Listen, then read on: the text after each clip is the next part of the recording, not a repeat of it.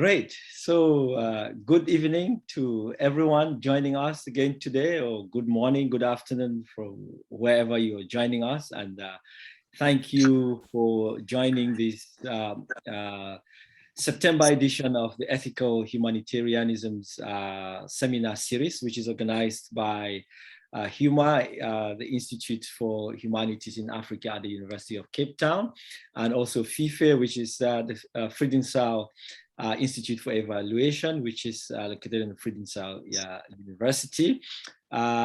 This is a project that takes seriously the ethical challenges that face humanitarianism, philanthropy, research, financing, and funding work, in our modern world, especially given the changes and transformations that have happened, over the past years, particularly from 2020 within the context, of COVID-19.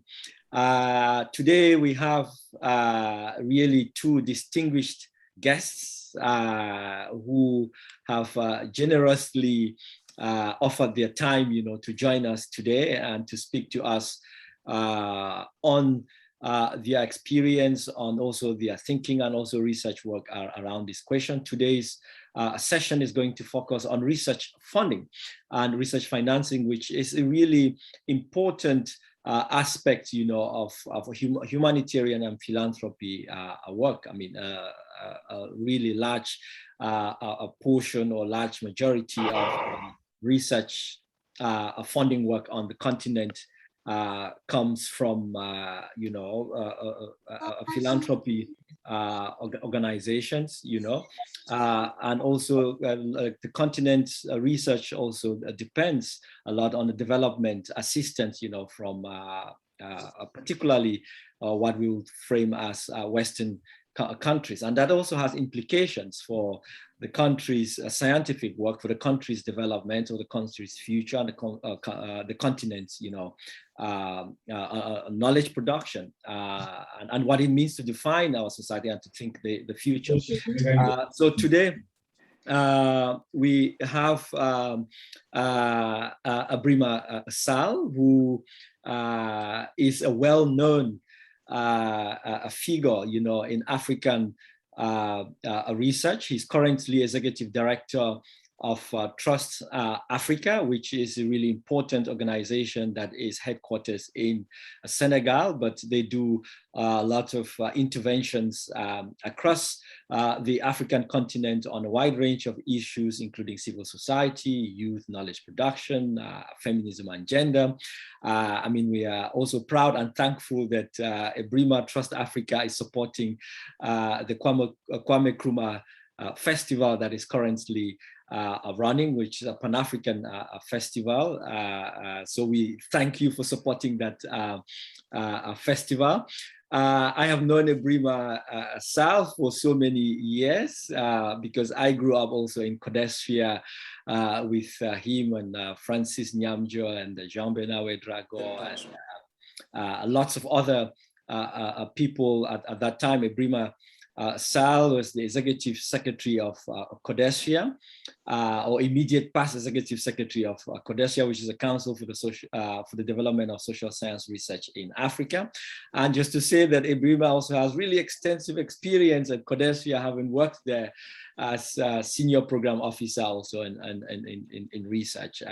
He has also been a senior fellow at the Nordic Africa Institute in Uppsala, Sweden, where I think the intersection, the convergence with Ina Sori, also comes. So these are two figures and also products and colleagues, of the Nordic Africa Institute that is in Uppsala, that is really doing groundbreaking work and has been really influential in knowledge production on the continent. He's also a sociologist, and he works on questions around youth and intergenerational work and social movements and conflict and higher education. Ebrima is going to start this conversation by speaking to us for 15 minutes. And then after that, we will then introduce Ina Sori, who will take over. And then Kweku as is always the case, will engage both of them and also the audience in moderating the conversation. So thank you very much, again for being here. Thank you very much, Ebrima, for accepting this. It's a privilege and an honor. We are looking forward to your presentation and before we listen to Ina and Kweko. Over to you. Yeah, thank you very much, Divine, for those kind words and for the very generous, generous way in which you've introduced me. It's a pleasure seeing you again, and an honor to be, in a forum like this and a pleasure with my sister and friend Ina. And as you rightly say, this is a conversation that started a long time ago. I think that we are going to continue here. It's a pleasure, being here, seeing Francis among the participants, seeing so many people I know and good friends among the participants, and also would like to say thank you to Huma and to Fife and you, Divine Personal, and Kwaku, for the invitation and for the opportunity to share a few thoughts about issues that are so dear to all of us, that are very important. I think as you again rightly said, we were not at night together, but we've been there, both of us, in different capacities, right? Not Nordic Africa Institute, which is an experience that I'm sure Ina will speak about here. I will, focus much of my intervention on the experience I had working with Kodesria and working with Trust Africa, and yeah, on this issue of ethical humanity, humanism, humanitarianism, and but also on specifically the funding of research and knowledge production on the continent. I think it's a narrative that's been around for a long time, that when it comes to knowledge and knowledge production, the South is not where it is happening really in very significant way, and Africa is again the place where it is said to be, not so significant compared to what is happening in the North. And so there is the place where much of the knowledge that is existing globally is produced is in the North. It's where you find the universities that are ranked highest in all the rankings of the universities around the world. It's where you find the journals that are rated, as the top journals of the world.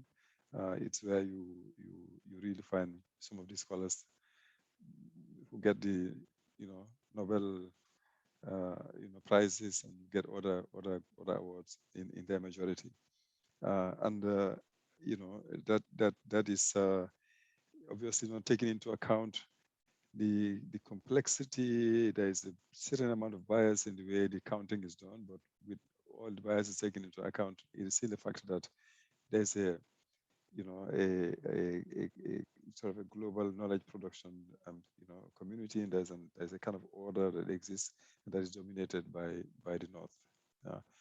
It's also where, talking about research funding, is where the funding is much more substantial. The funding of research and the resources available for research and knowledge production is available. Is where, in many instances, also academic freedom, in whatever way one defines it, is enjoyed in a much more significant way. Now, this has been a narrative that's been around for a long, long time, and the sad truth is that the picture has become much more complex. There are a lot more sides of knowledge production now. The understanding of what goes for knowledge and where the knowledge is produced is become much more nuanced, much more complex. It's not only, universities are not the only sites now. As the recognized sites, there are other sites that are available. There are other kinds of knowledge whose value is now acknowledged. But the reality is that even taking into account all those facts, the general picture is still more or less the same, even with the nuances that one can talk about. Now, there's been a very recent issue of journal Nature, an article actually dated 17 September, that's just 3 days ago, right? And in Nature, this article presents the results of a review of close to 25,000 articles, a little bit less than 25,000 articles, published in 20 high-profile development research journals between 1990 and 2019. Now, what this review shows is that researchers based in institutions located in the South are underrepresented in knowledge production. If you take all the articles published in these 20 journals over the period of nearly 20 years, from 1990 to 2019, it's more than 20, well, nearly 30 years actually. 73% of the authors of the articles are based in institutions of the North, right? And only 16% are authored by people based in institutions in the South, and only 11% are jointly authored, by people in the North and in the South. Now, even in the same issue, when the focus is even a bit narrower, looking at articles focusing on a country or a region of the global South, like they reviewed 15,117 papers, focusing on countries of the South or regions of the global South. Among the articles, all these 15,000 or so articles or papers, 62% were authored by people based in institutions of the North again, and only 22 were authored by people based in institutions of the South. Now, it just means that even where the focus is on a country or a region of the South, the authors are predominantly based in the North. Now, here it should be clarified that based in the North it also includes diaspora, Africans in the North, Asians in the North, and Latin Americans also based in the North. But the site of knowledge production is what is being talked about here. The site where most people engage in knowledge production are based. These are sites in the North. This is what the statistics is showing us. Now, part of the explanation for this thing is that there's a whole ecosystem which is, complex and structured in a particular way that favors knowledge production, that makes it easier, that makes it, possible, and that part of the factors here is the funding of research and funding of knowledge production, and that funding is more readily available, in the North, as I was saying. But there is also, of course, an ethical issue here. Because there are still many cases of researchers based at institutions in the global South whose contributions to articles is not often acknowledged beyond what may be in a footnote or something like that. We are all familiar with cases in which we've got friends visiting, interviewing you extensively, and then at the end of the day, when you see coming out, you actually not even mentioned sometimes, or when you're mentioned, it's in a footnote. And that is typical of a whole kind of set of relationships, when it comes to indigenous populations, and indigenous knowledges and so on. But because this is a seminar series that is about ethical humanitarianism, I think it's important for us not to stop at this North-South divide. We also need to look at the divides within the South itself, where research funding and knowledge production are also important. But the questions that we need to ask also in this, even within the South, is what are the sources of funding, who gets funded, what gets funded, and what does not get funded, and what kinds of research projects get support or not. First, because the ecosystem it exists, actually the research ecosystem exists in a context and in dynamics that are shaped by a whole lot of issues that are to do with gender, with class relations. We are in a context of neoliberal globalization, basically. We're in a context in which almost everything has become commodified. The commons, including knowledge commons, have become commodified in a big way. And therefore, there is a reclassification, a hierarchy of knowledge, of research, and everything. And therefore, what gets support and what doesn't get support, becomes very, very, very important in that context. The second thing that we need to bear in mind is that why are we talking about knowledge production? Why is it so important? Because it's about, at the end of the day, the kind of societal project we are contributing towards, shaping or bringing about. Now, As I said, I'm going to base the remarks I'm going to make here today on my experience at Codesria. And that experience at Codesria is sort of an attempt of attempts by African scholars to do research and to produce knowledge as part of a general movement towards the emancipation and structural transformation of the continent, and transformation in ways that enhance the collective well-being, the sovereignty, and the dignity of the people of the continent. That basically is the story of Kodasria. It's African scholars saying, look, people are talking about development. We participate in that whole process of transformation where we think we have a kind of comparative advantage, and that is through knowledge production in a very independent and critical way. And Kodasira was founded in the Warsaw Summit, with a view towards promoting independent and audacious thinking on the problems of the contemporary world from where we are, and that is from the African continent. Therefore, looking at the world from where we are with our own eyes and with lenses that are not borrowed lenses, but those of our own. Of course, there is a whole lot of issues that raises. It means engaging with dominant narratives that exist, engaging with dominant concepts and paradigms, having to struggle with the colonial library that we've came through the encounter with the West, long before colonialism, even from the time of the European Renaissance. That whole thing has been documented extensively, particularly by the colonial scholars now, and by Mudimbe and others. What I think the issues of what research is done, what kind of knowledge is produced, and who is engaged in knowledge production, what kind of funding is required for that knowledge production to be possible, under what conditions, are issues that Kodesri has had to grapple with, during the whole years. And it has done a lot. Kodesri I'm talking about here still in terms of critiquing the colonial library, challenging dominant paradigms, enhancing research and knowledge production on the continent, enhancing capacities, with and the possibility to engage in new issues as they emerge as well. Fact of the matter is, Kodesria has been and is still heavily dependent on foreign funding, which sort of puts a huge limitation as to the possibility of pushing that critical engagement with knowledge, and autonomous engagement and independent thinking, to a certain extent. So the capacity that Kodesria has had over the years, because of its credibility and the professionalism and so that has accompanied it, to do things and do them seriously, it has given it some kind of capacity to negotiate, and to negotiate the room for maneuver that is quite significant. So there are things that Kodesria is able to do, and a space that has been created, which has become a space that African scholars came to cherish very much. It has become a space of freedom.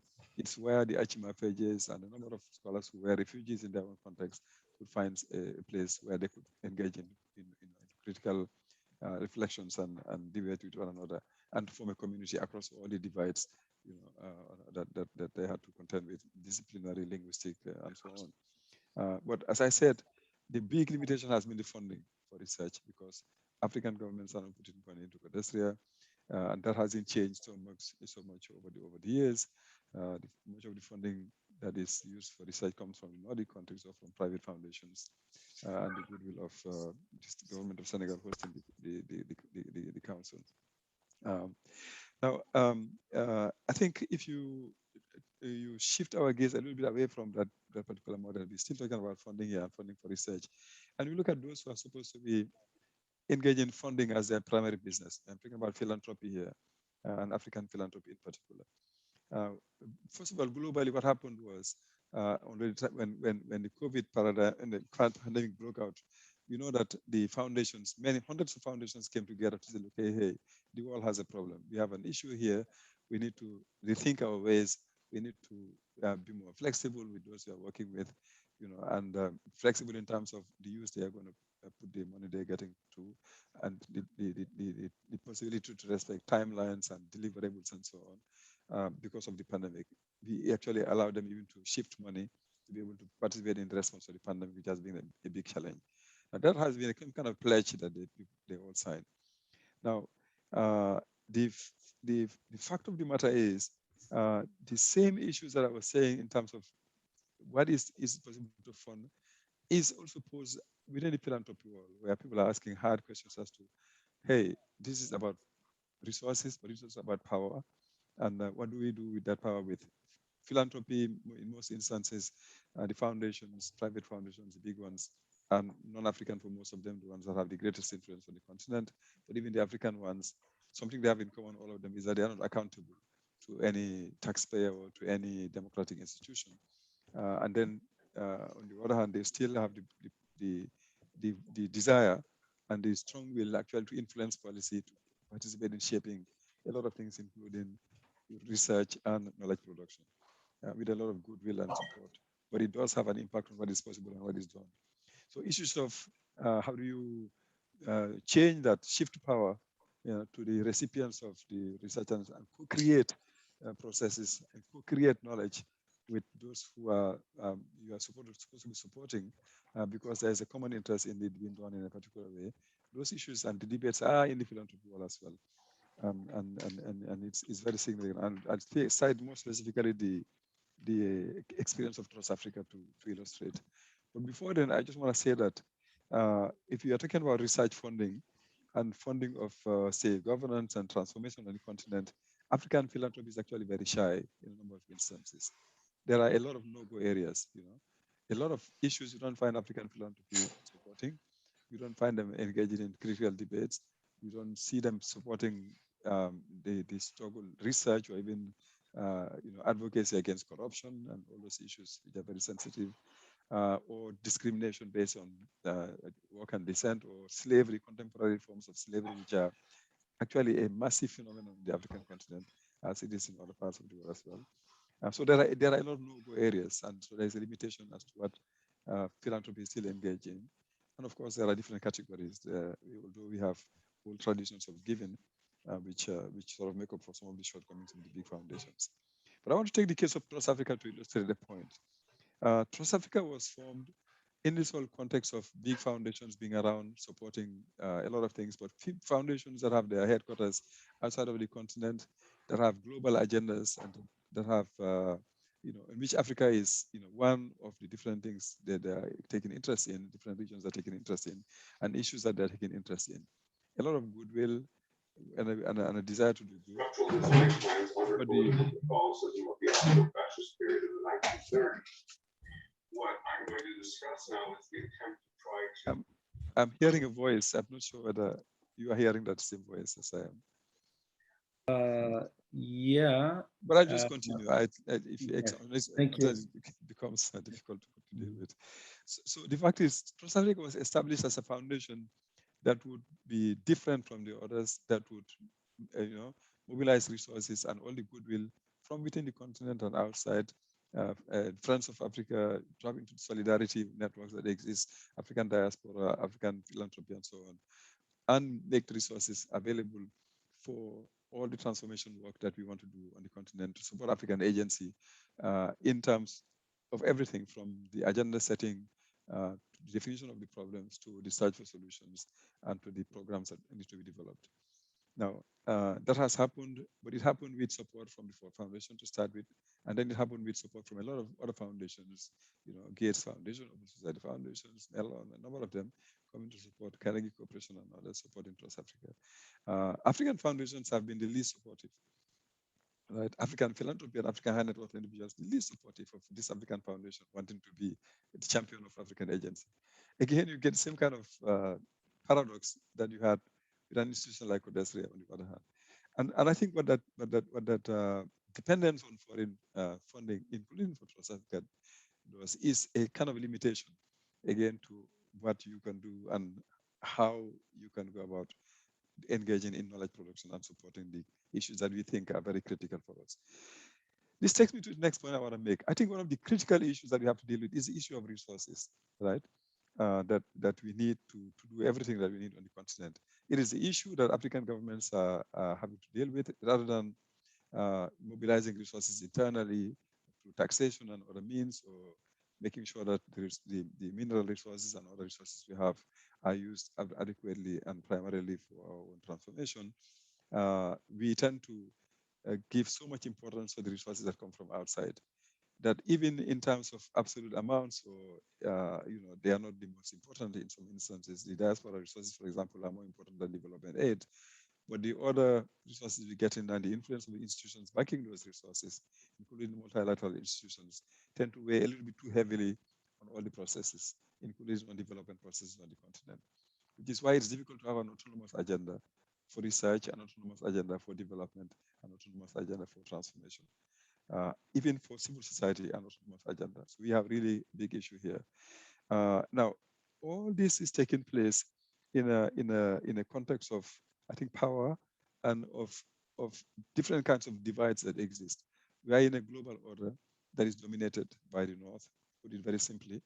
Although the North and the South are differentiated entities themselves, we have, even in the talking about knowledge production, there is what Paul Zelleza calls, in a book published by Codestra a couple of years ago on African studies around the world, a global epistemological order, an order that is centered in the North and that is dominated in the North, that actually is finding its way almost everywhere, including in the South. And we find ourselves in that order, sometimes even without being aware that we're actually articulating views and paradigms and doing things in a way that is not entirely maybe the way that would enable us to have the kind of critical engagement with the issues that we ought to be having. So I think that issue of knowledge divides has been around for a long time, right? The wall of knowledge production is asymmetrical. It is full of divides, and it mirrors the other order, the just global order that exists, which is now dominated by neoliberalism, neoliberal globalization. But it doesn't only mirror that order, it also contributes to the reproduction of that order. So the transformation of that epistemological order is actually part and parcel of the transformation of the world, just to put it as simply as I could. Now, there's been a report of the World Social Science Report of 2010 on those knowledge divides. So if anybody wants to go back to that issue, you could find it, and what is making that divide, those divides continue, and reproducing them is really clearly explained or discussed in that publication. What second thing related to this whole issue of divide is the fact that because of the way that the knowledge production world is shaped and the resources where they're coming from, is the agenda for autonomous reflection that is, shaping it is what is actually at stake here. When there was a time when Codestra General Assemblies, there are moments when people would discuss research priorities or thematic priorities for the coming year period. These days, that is done more and more in strategic plans for 5 years or so. And strategic planning has become also a technical process, more or less, that in a sense takes away from it the politics of the whole thing. And in the end, what you end up having are documents that are well developed, well drafted, but that are actually in conformity to some of the things that the donors would appreciate and would want to support. That can help you get the funding you need to continue doing the research that you need, because you're not getting research from another sources that would, take you with your critical views as well. The other point I want to make is how, in the responses now to those challenges, Codestra and others have tried to come together from forming a community on the continent, also reaching out across the South to have collaborations that enable, different, like-minded institutions in the South and people in the South to come together and do these things together, research together, think together, project Southern voices in the global stage together, have another, a counter narrative produced, a narrative that is much more reflective of the realities that people are living in.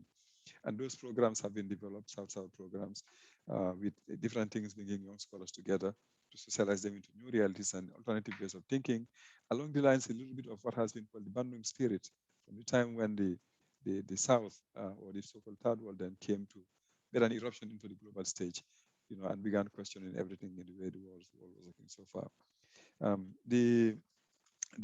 So a lot of things were done in that regard.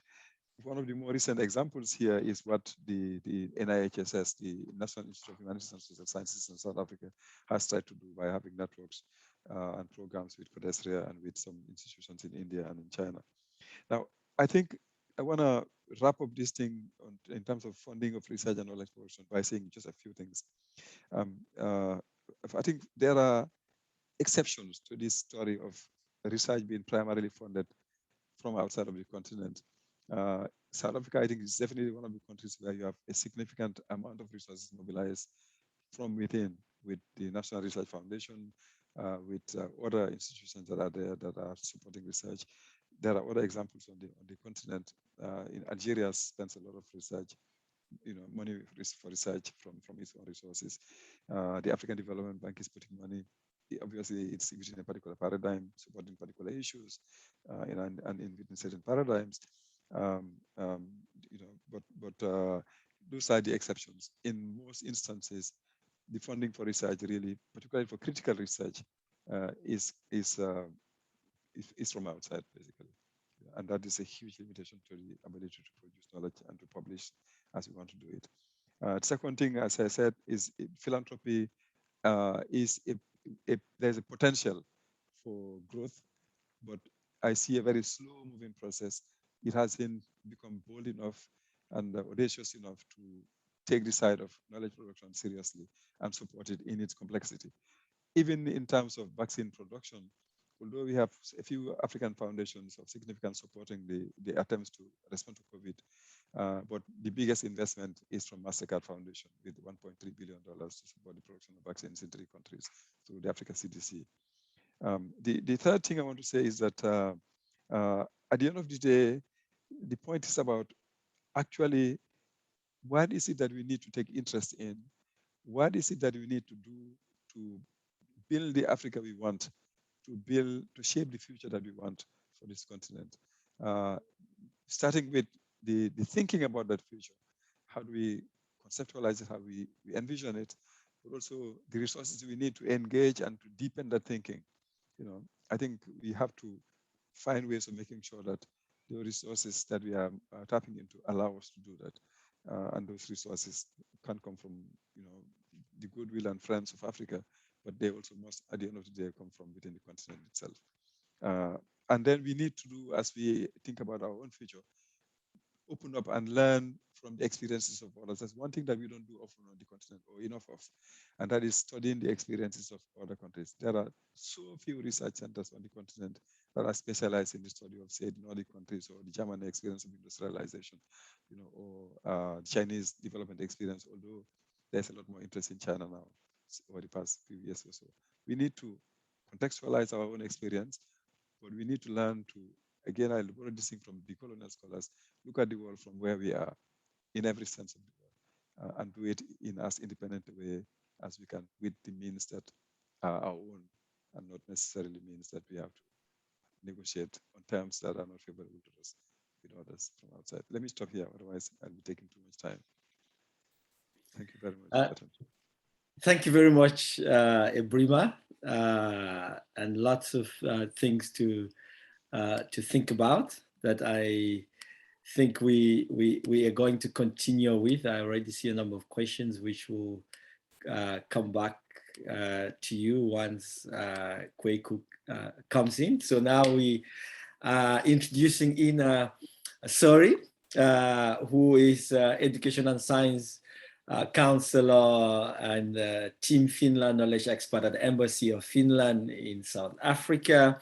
Ina has been working on the African continent and in African issues or Africanist issues for many, many, many years. I think more than 15 or close to 20 years. And she has experience working in the Finnish Foreign Affairs Ministry.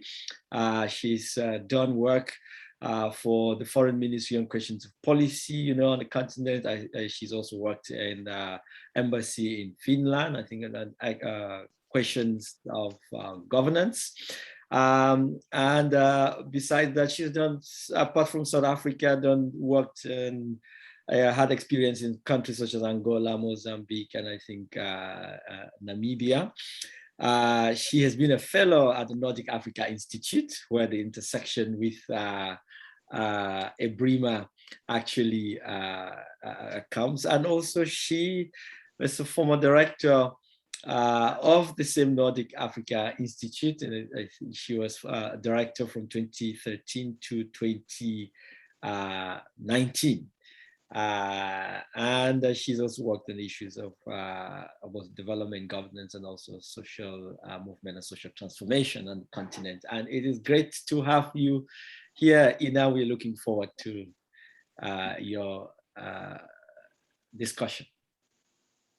Over to you. Thank you so much. I always normally say that I have not really been a fellow at the Nordic Africa Institute, and the only position I qualified was the director, because I as you described nicely, Divide, I've done a little bit of everything when it comes to African development. I've been an activist, I've been a development expert, researcher.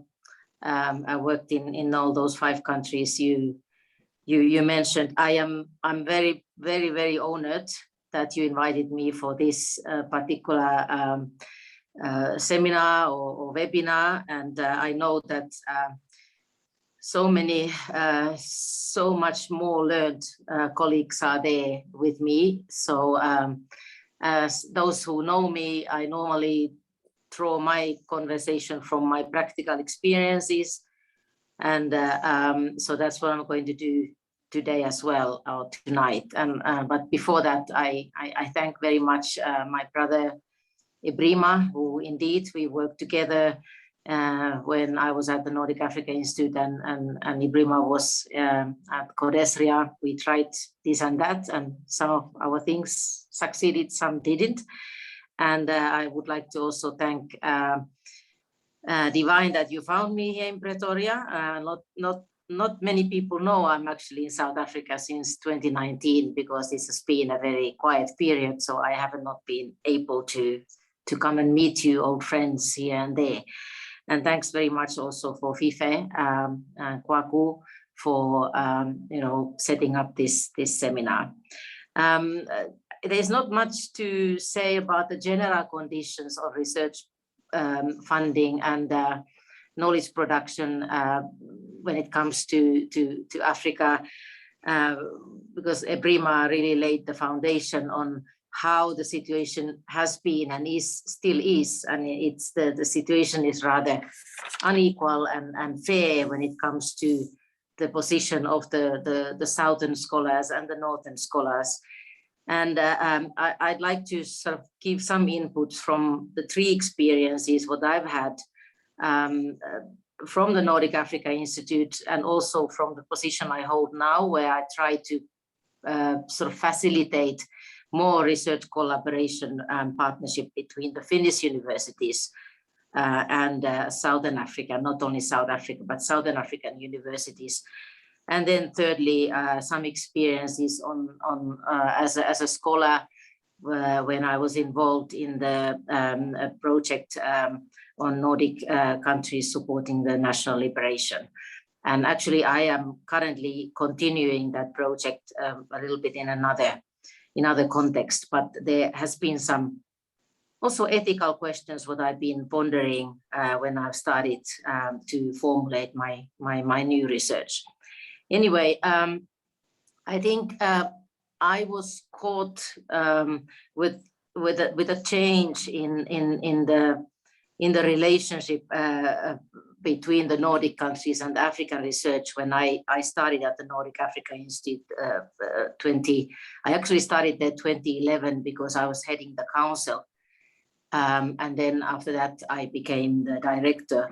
And I think many of you who know Nordic Africa Institute, there is this overall image of Nordic countries being very generous and very solidar to knowledge production and research production in South, especially in Africa. We all know Codesria's history has linkages to Nordic Africa Institute, and Codesria has been over the years quite heavily supported by the Nordic countries.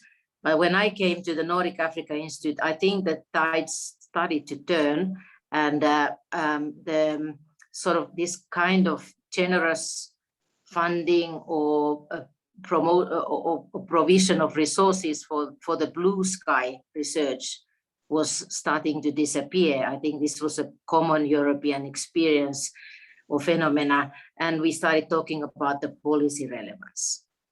Policy relevance became the key word of what the research, what we do in the Nordic countries together with African colleagues should actually focus on, because we had much more accountability demands when it came to ODA, the development funding. So we felt, I think, especially the researchers felt that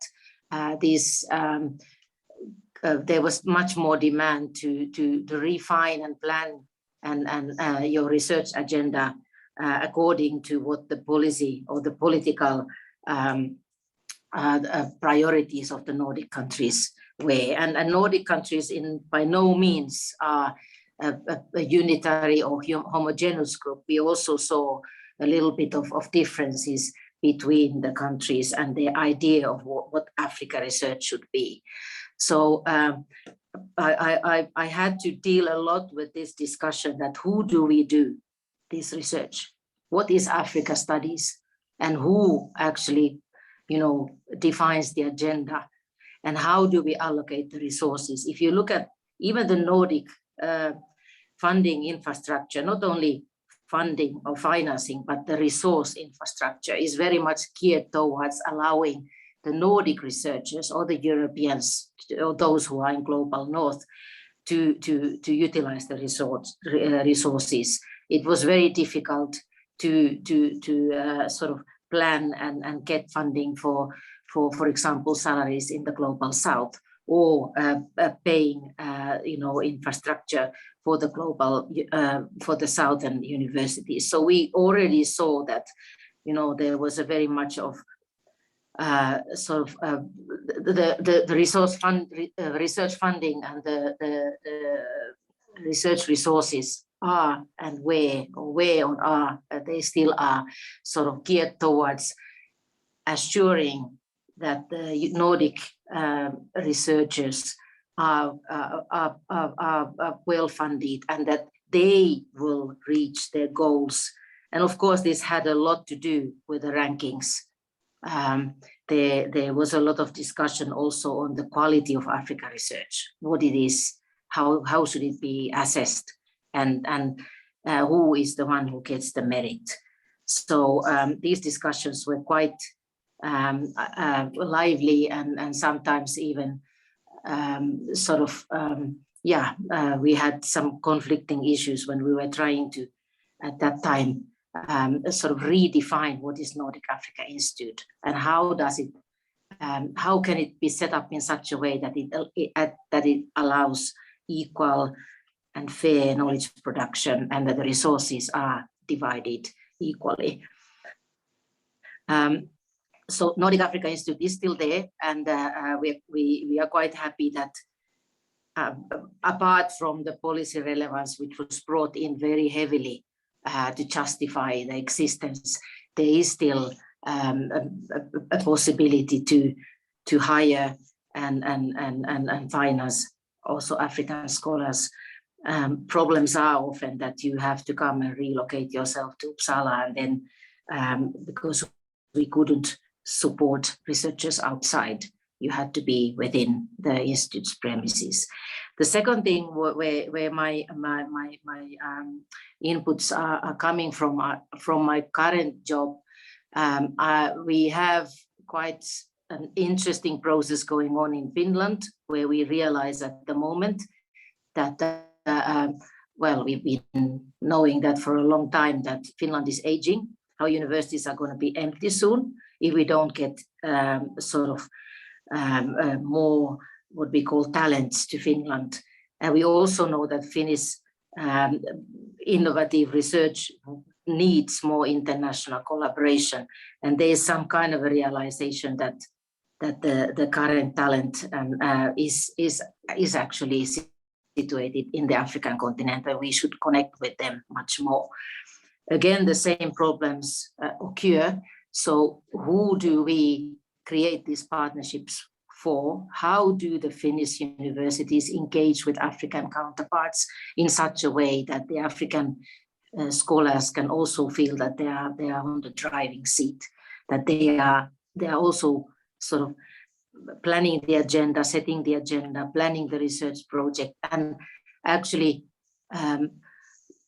getting resources for such research that is beneficial for African development.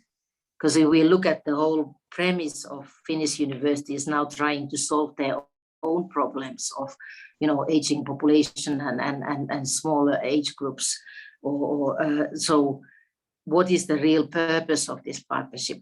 Are we attracting African students and talents to Finland, or should we rather try to fund African scholars in where they are, in the southern institutions, and how do we then create situations that are win-win, that we contribute, as somewhere in the definition of this conversation is that we improve lives, we improve livelihoods, and we actually create knowledge that contributes to African well-being.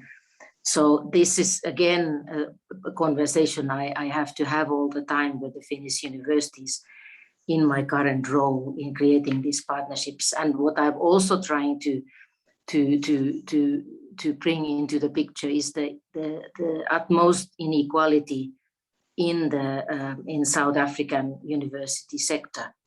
How do we, with the Finnish partnerships, how do we contribute positively to the transformation of the university or the higher education sector?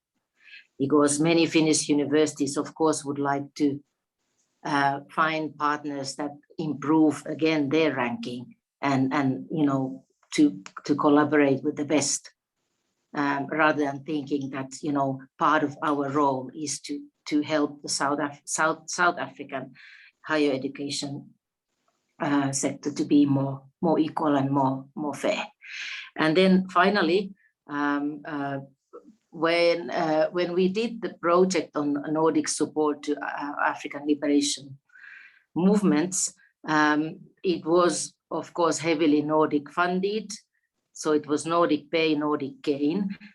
Sometimes when we were doing the project, we again started wondering, so who is the one who benefits from this very important project though? But again, is it the Nordics showing how good they have been, or is it to contribute to the archives and the knowledge of the South Africans themselves, how the liberation struggle was supported by the outside actors. When I now started to think of my next research, I was very much sort of troubled by the ideas of decolonizing knowledge and who should conduct knowledge on South African or African history. Would it be me, or would it be rather somebody else whose history we are talking about? But again, we go back to the same question: the research funding and research resources. Obviously, for me, through my university, I do have a better possibility to conduct this research, because we all know universities back home, they allow for me to become a postgraduate there, and I would say that our libraries and our support, research support, maybe for someone like me, middle-aged, middle class, I am in a better position than maybe a younger South African scholar. So these are the ethical questions I would like to share tonight, and I think I better stop now because the time is very limited. So thank you very much. Thank you very much, Ina. I'm going to bring you to the stage with Ebrima, and then leave you with Kweku, my brother. Thank you very much. Thank you very much. Divine, you see, now we have to do something about the time.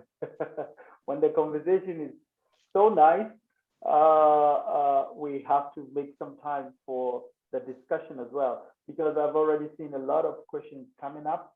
we are discussing an issue that goes to the core of what many of us are doing. And so it's really fair. And for this, I want to ask the speakers, if you will allow me, is it fair to say we take about 15 minutes questions so that you can deal with these questions for us? Is that okay? Thank you very much. Thank you. Thank you. You're very used to the online gestures and all that, so this may just go ahead. Okay. Thank you, and also thank you to our participants for the show today. Please let us start with your question.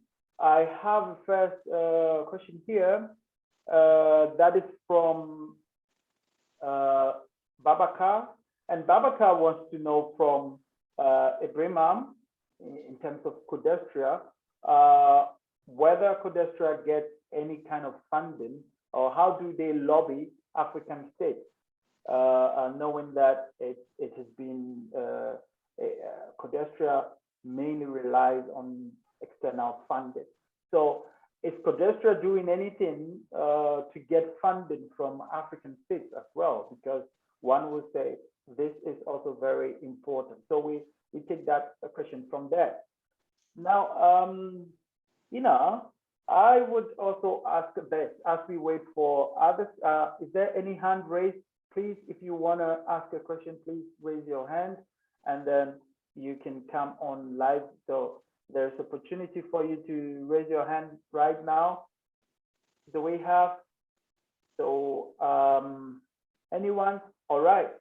If there is, then I will ask my question. So, you have worked on the continent, and it's really amazing all the work you've been doing on the continent. Do you think that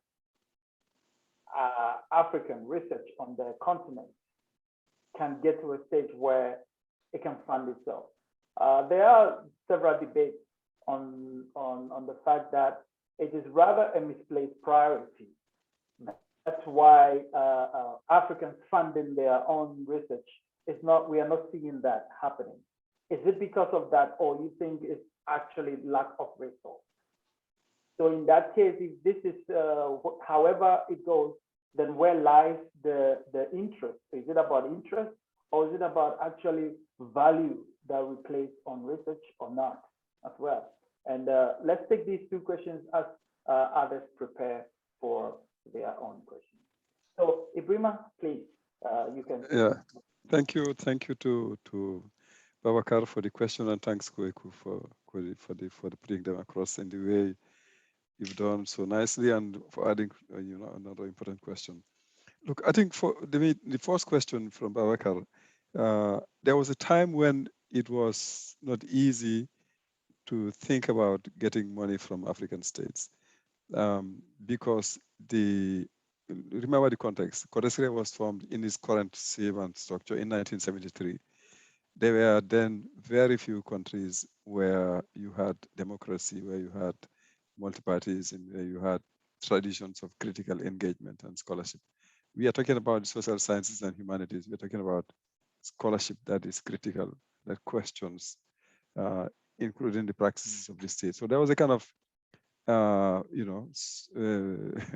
apprehension and some mistrust on both sides.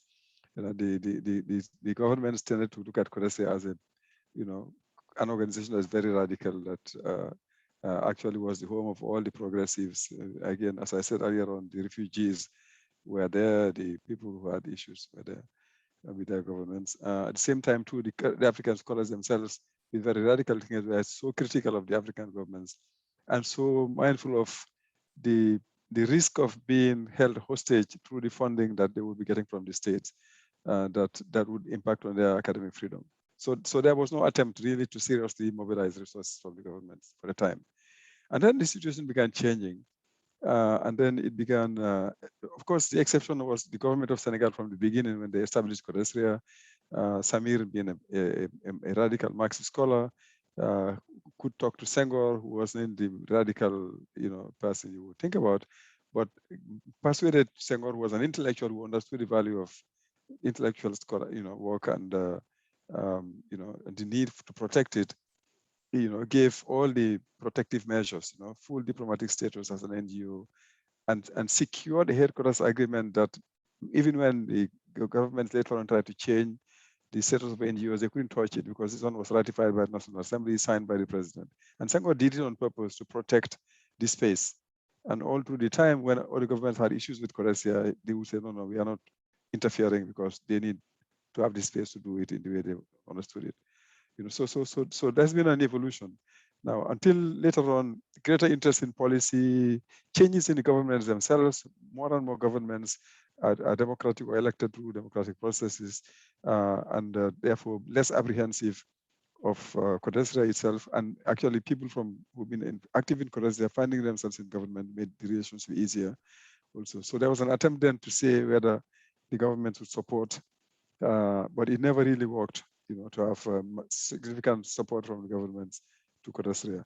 Because the question is about what Rhodesia has been doing to lobby, I think the boldest thing we did at one point was to get Kofi Annan as former Secretary General of the United Nations to write letters to the 54 or so then heads of state and government of the continent, drawing their attention to the work that Rhodesia was doing. And this was done, with the sort of kind support of the Carnegie Corporation also, who thought that, look, you know what, you are doing such good work and you're the only ones doing this, and actually the president of Carnegie mediated the connection with Annan, and because Annan put Carnegie on the track of higher education when the guy was appointed president of the foundation. So this is a long story, but the short of it and long of it is that Kofi Annan wrote letters to all the heads of state and said to them, look, you know what Rhodesia is doing is complementary to what you are trying to do as governments.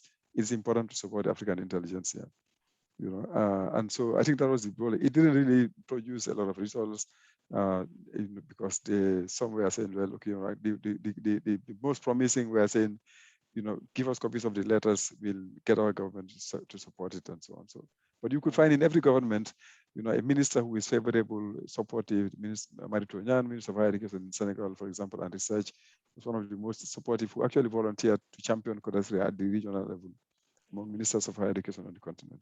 So I think that's the thing to say about it. But at the end of the day, also close relations with the African Union, the Department of Political Affairs and Rhodesia signed an MOU, at one point to say, because they saw how close Rhodesia was working with the UNECA, actually to the point of launching a journal together on African transformation. And they thought, well, this is something that could be done to create a space for dialogue between scholars and practitioners reflecting on different issues. So that's the answer to the first question. Whether the problem is a problem of lack of resources or not, I don't think we lack resources, definitely. I think it's a question of prioritizing the use we are putting at the resources. The governments feel that they would rather spend the resources on something else and not on higher education and research, I think. Okay. Yeah. Thank you very much. Ina, what's your thought on these questions? Yeah, it's about politics and appreciation. I think the world has never been as rich as we are now, but still we can't afford anything. It's the same in Europe or in global north and in global south. The priorities are getting scarcer and scarcer, and resources, especially when we talk, of course, when we talk about research, we have to make the difference between what type of research. I think many African governments are very eager now to support natural sciences and everything that leads to digital, 4IR, the future,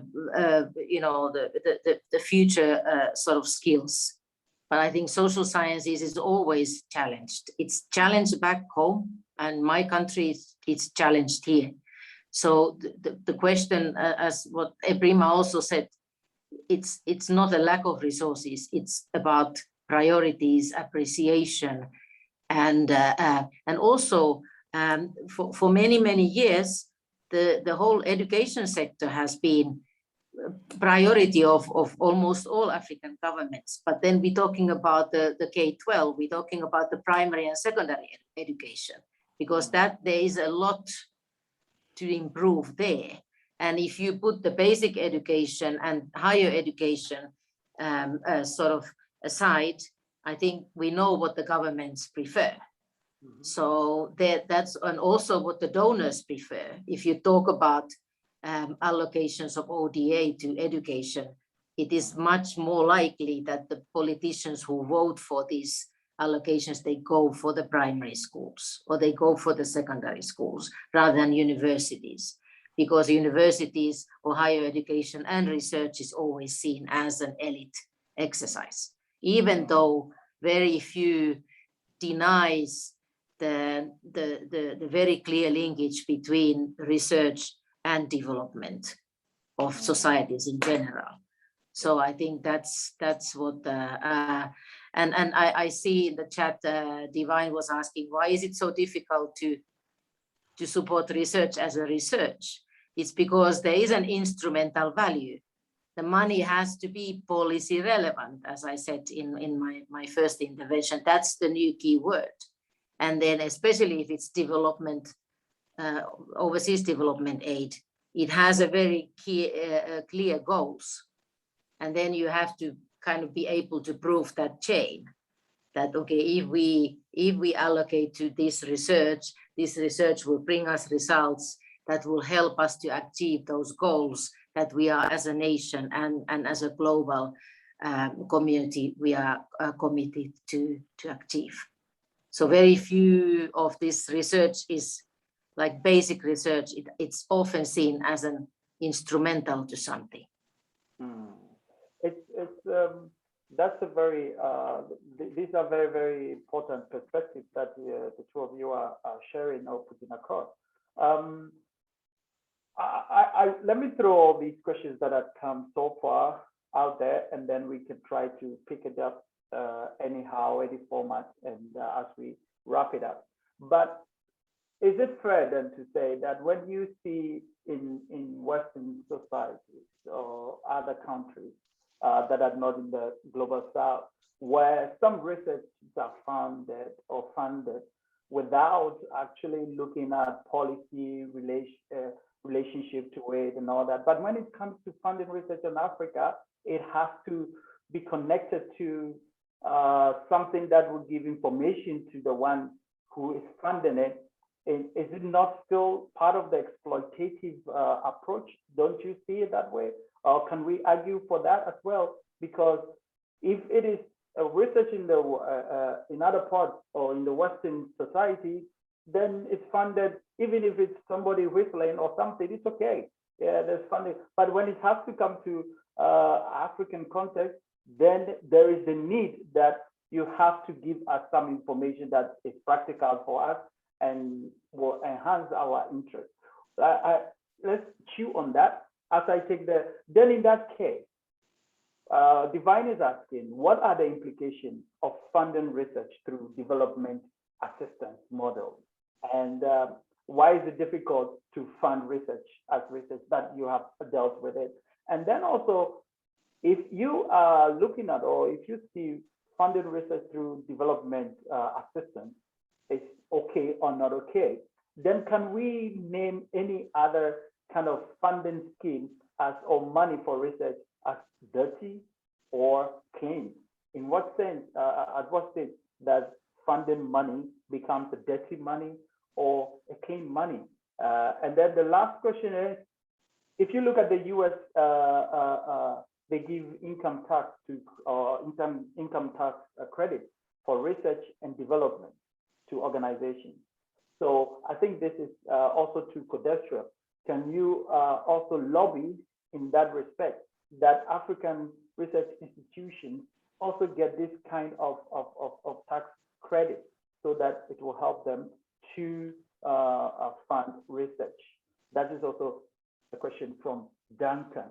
Now, if there is no any other question, I think we can take these questions because they touch on so many things as we wrap up. So I don't know, Ina or Ibrahima, any of you can pick it up from here. Okay, let me try again. I mean, like, look, I thank you very much. These are really excellent questions. I'll start with the last question. Like credit for research and having a scheme for supporting research for it.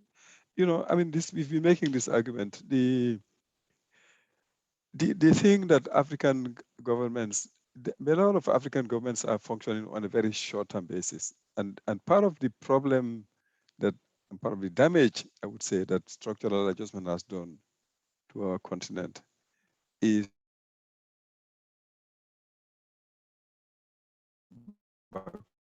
from that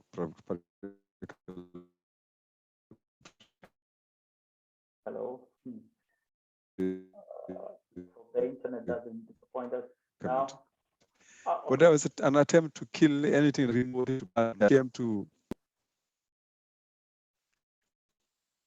Okay, then we came to short poverty reduction. Everything was instrumentalized. You had to see the immediate value of whatever you do in the short term, right? And then, but of course, as I said, we are now going back to the long-term thinking of Agenda 2063 is a long-term and an attempt to reconnect with that forward-looking process. The point is to have an intelligent response to a crisis that is unfolding now. You could not possibly have started thinking about the issues yesterday, right? And I think the governments need to think, to understand that you need to give yourself the possibility of having people in your societies who have the capacity to think and respond and work with you when you need them, right? That capacity has to be built over time through support to higher education and in its complexity, not only what is supposedly STEM or practical and immediately usable, but that part of that comes from, again, what these big institutions have been telling us. You know, you don't need higher education. What you need is the skills to deal with poverty, because that's where you are in your development process. You know, so I think that's something that needs to be put across as a strong message. People need to be able to reflect and understand the trends and prepare ourselves for a changing world, and that you can do in a very narrow, instrumental way. And the World Bank and UNESCO came, and now we understand that it was because the Swedish put pressure on them at one point. When they produced that report titled Higher Education in Developing Countries, Peril and Promise, that was published in the year 2000, when the argument was made that every country, particularly a developing country, needed to have one research university they were talking about, if only for one reason. And that reason is because we live in a global world, you need people, capacities in your own country who can make a reading of the trends and the processes that are happening out there, and understand what are the opportunities and what are the threats and what is it that you need to take advantage, what you need to prepare for, and so on. And that capacity has to be inbuilt. So that's very important. Now, the second point I want to make is the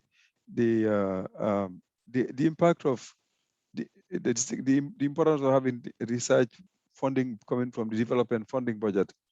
Now, that definitely narrows the possibilities of engaging in what in a rightly called blue skies research.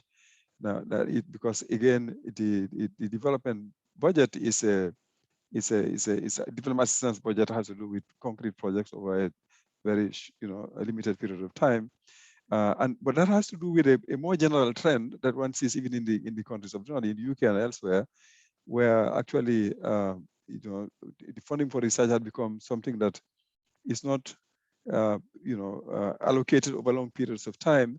The government needed to have a certain number of issues investigated. They issue a call managed by this institution or that institution, and then the universities in of the north, bid for submit projects to get funding to research on the issues that the government is interested in finding answers to over the short period. So there's something having to do with, and I think the same thing now transport at the international level means that if you have development funding being the one where research funding comes from, it limits the possibilities for engaging in open-ended critical thinking. Although you can get some resources available for that, but it limits the scope of what you can engage in. Let me leave the other questions.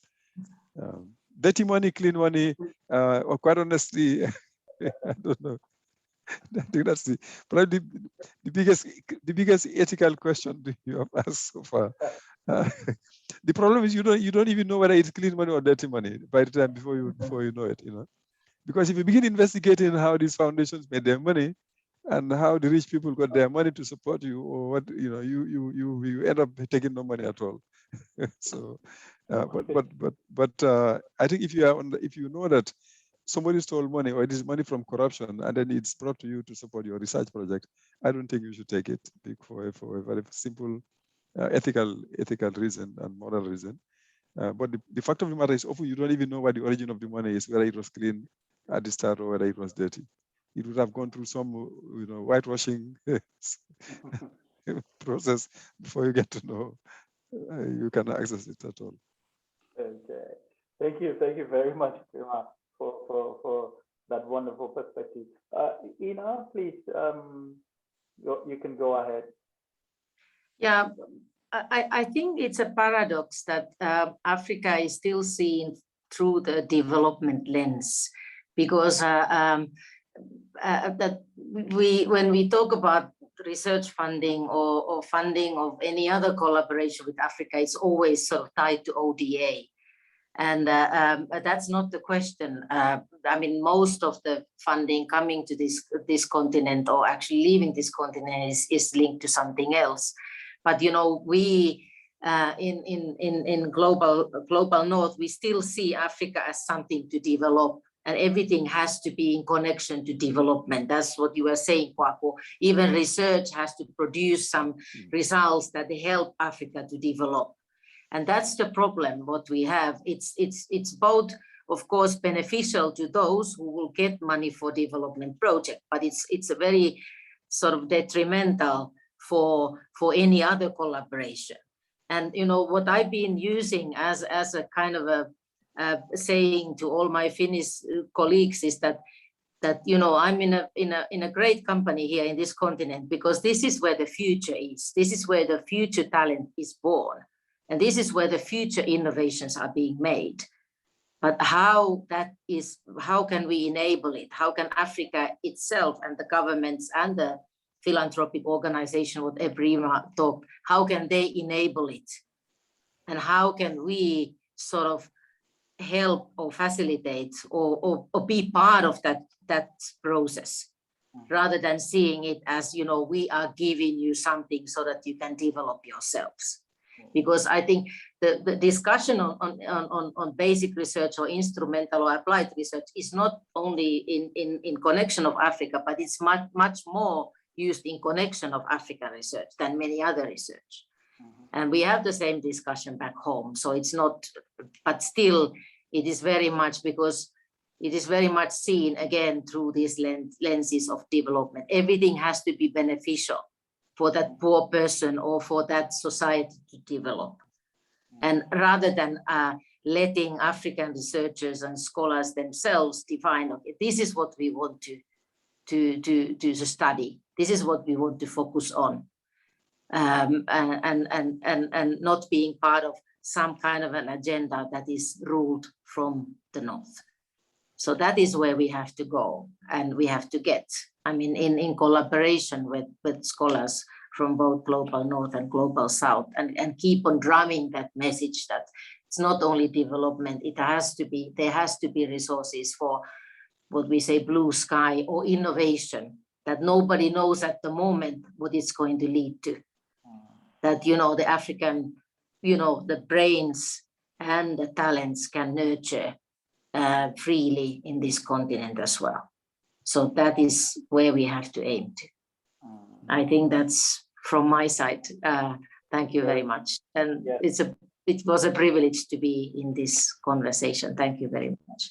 Same for us as well. It's a privilege having you. And actually, the last comments, I think that's we can leave it at the doorstep of Ebrima and the Trust Africa and Codestria and all that, because is it also a part of your call to also champion research that doesn't have to necessarily dance to the tune? Because we're seeing on the continent that sometimes research becomes a trend.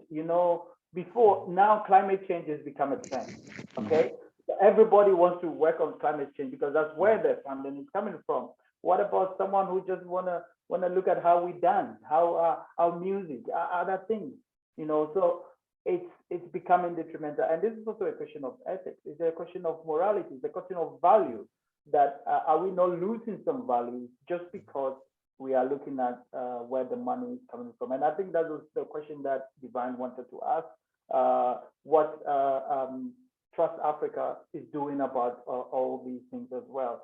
But I think, knowing very sure, there are other things and innovative ideas that you are working on, and Codestra as well. But perhaps you can take some of these discussions also along to discuss with your colleagues as we come to the end of the discussion. On behalf of Divine and myself, I want to say a big thank you for agreeing to be with us today and discussing with us knowledge production and funding of research in general, but also in particular to Africa. And I think you have done more than justice to the discussion and the topic today. And so thank you very, very much. Divine, so. It's nothing more to add than to say thank you. Thank you very much, Brima and Ina and Kweku and colleagues, really for, provoking this discussion. And we are looking forward to having these conversations with you, hopefully in person next year when we host the African Studies Association meeting here in Cape Town. We are working we are working on having a panel that will coordinate all the discussions we are having. So let's see. Thank you. Have a lovely evening. Thank you. Thank you so much. Thank you very much to the two of you, to Faifa. Thank you. Hope to see you soon somewhere together in the same space. All the best. Yeah, all the best. Thank you. Bye. Thank you. Bye.